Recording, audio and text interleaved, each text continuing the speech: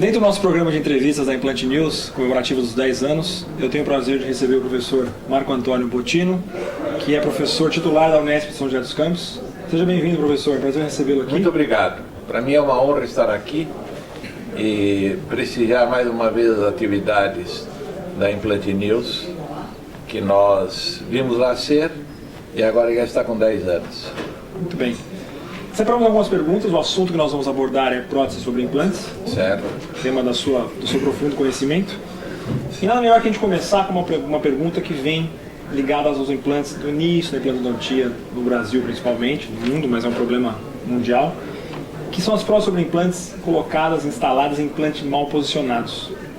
Eu gostaria que o senhor abordasse um pouco sobre isso, sua opinião, e se a frequência diminuiu, o que o senhor observa hoje na implantodontia moderna. Na verdade, nós passamos por um período no início da implantodontia óssea integrada, que já faz mais de 24 anos que ela chegou entre nós, e eu tive a aventura de estar participando de trazer essa técnica para nós. Nós tínhamos um conceito, que era o conceito fundamentado nos ditames do professor Branemark, que era colocar implantes nos inválidos orais, nos pacientes desdentados, e acompanhado a isso era colocar aonde tinha osso. Então, muitas das vezes resultava situações depois, obviamente, dos implantes ósseo-integrados, resultava num mau posicionamento. Mas nesse momento, bem no início, toda a prótese era uma prótese metaloplástica, então você tinha soluções e tinha como fazer. Não existia a exigência da estética de fazer com cerâmica e etc. E por outro lado, não tinha componentes angulados. Então você tinha que fazer, a solução protética era no que resultava. As coisas avançaram, nós fizemos parte de um grupo onde ajudamos nas estatísticas e no estudo das próteses parciais sobre implantes, porque até então não se colocava. Nós tínhamos dois componentes, um componente regular estándar para fazer o que é chamado de protocolo do Branemark, e um componente que é o Single Tooth Abutment, que era para fazer prótese unitária, mas uma trabalheira, porque era uma sobrefundição num cilindro de titânio. Então não tinha outra solução. E é como sempre eu digo, na minha avaliação, todos os implantes são bons. Escolha o sistema de implantes pelo sistema protético, que é aí que é a exigência maior. Então eu acho que no momento atual, não que seja mais fácil, mas existe mais recursos, existe mais previsibilidade do que nós podemos fazer. Então, dentro daquela constância nossa de execução dos casos, de bem planejar, com todo o embasamento tradicional, fazendo enceramento, fazendo guias, etc., é muito mais previsível, com auxílios, inclusive, de radiografias em 3D, de tomografia, que não tinha. Você tinha uma planigrafia, tá certo? Que era o máximo que a gente poderia fazer e uma radiografia panorâmica. Estou falando da época que a gente entrava com o implante, com a broca, o paciente falava, ai, reduzia 1 milímetro e aí... Isso quando você tomava cuidado de não dar uma anestesia trocular. Entendeu? Aí já não dá nem o ar. Porque se desse trocular, nem o ar é discutir. Quero que o senhor fale um pouquinho, brevemente, sobre o que o senhor acha da zircônia, os limites que nós estamos hoje, a odontologia sobre implante, a prótese sobre implante está hoje relacionada à zircônia, e o que o senhor acha que vem por aí? Mais do que a zircônia, nós estamos no momento da estética. Então, eu acho que nós deveríamos dividir isso.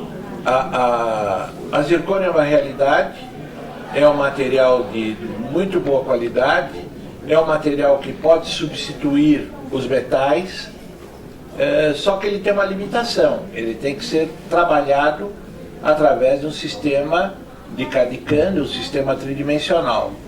E essa é a limitação da técnica do uso da zircônia. E a zircônia, ela se depara com um outro grande problema, que é quando você utiliza-se ou individualmente ou para uma prótese fixa, que você vai colocar a cerâmica de cobertura sobre ela através de cimentação.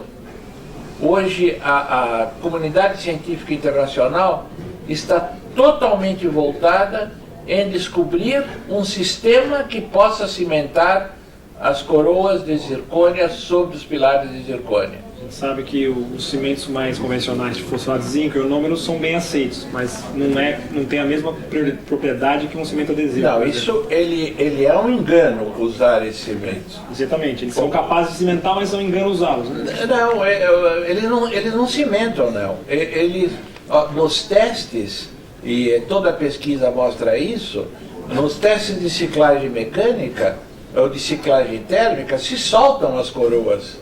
Isso aí foi uma recomendação equivocada da própria Nobel, tá certo?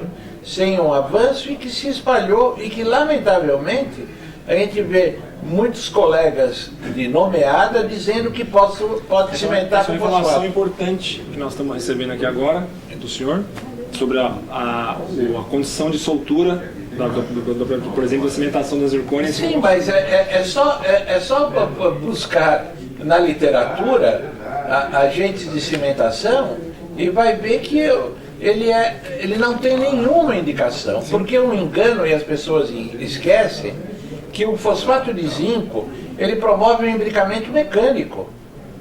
E não existe um imbricamento mecânico entre um substrato de zircônia com uma coroa de zircônia.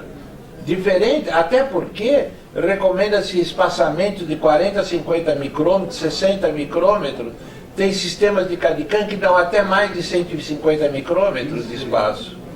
Então, e os sistemas adesivos, os cimentos adesivos, eles não estão totalmente comprovados de usar, de poder cimentar. Cimenta sim em função da própria reação química, mas a adesão de um pilar de zircônia com uma coroa de zircônia, nesse momento não existe. Temos um. Qual que é o menos pior? Não existe. Não existe. Ninguém faz? Ninguém faz, não. Com propriedade? Não se sabe ainda quais são os agentes químicos que possam provocar. Porque a zircônia é uma cerâmica ácido resistente e você não consegue aplicar nada sobre ela. E você não faz. O que o cimento resinoso faz?